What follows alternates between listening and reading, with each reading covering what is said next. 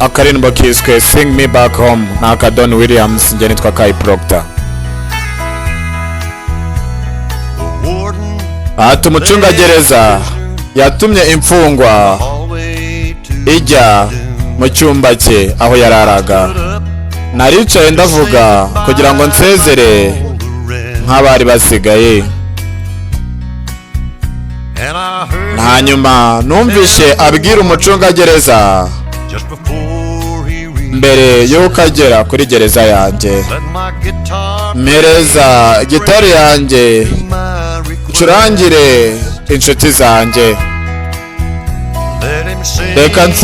reka ndirimbe njya mu rugo, ndirimbe indirimbo nakundaga kumva, ntume bya bintu byanjye bya kera by'inzibutso bigaruka ari bizima.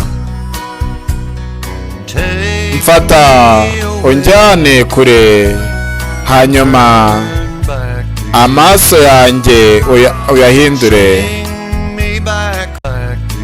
hanyuma imyaka yanjye isubize inyuma. Ndirimbe nsubira mu rugo mbere yuko mpfa. Ndibuka ibyo bihe byari ku cyumweru mu gitondo, agatebe kari ku muhanda, yaraje aririmba uturirimbo dukeya duhimbaza Imana. Hanyuma nkamwumva avuga abaririmbyi ababwira ngo hari indirimbo mama yaririmbaga, nshaka kuyumva bwa nyuma mbere yuko unyimura. Yo, ndirimba uturirimbo nerekeza mu rugo, baturirimbo nakundaga kumva, ntume inzibutso zanjye za kera zigaruka zikongera kongera muzima.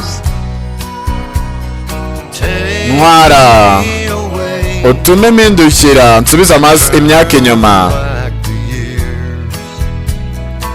utume nongera kuririmba njya mu rugo mbere yuko mpfa. Nitwa Kai Proctor. Indirimbo nyinshi n'ahandi wazikuriretse kuri YouTube channel yitwa Kai Entertainment. Izindi ndirimbo nyandikira muri comment cyangwa ukore subscribe, unsaba indirimbo ushaka nyeguhe muri video ikurikira.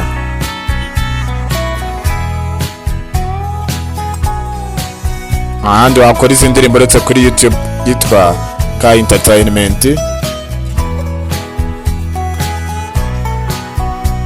Izeye kuri bukore subscribe cyangwa ukadufollowing. Indirimbo yitwe Sing Back Home. Ese ntabwo ndirimbira ya ndirimbo nakundaga kumva,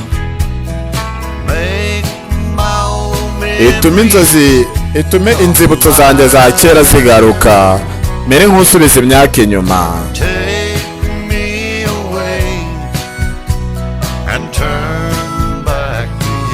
Atutume nsubiza imyaka inyuma,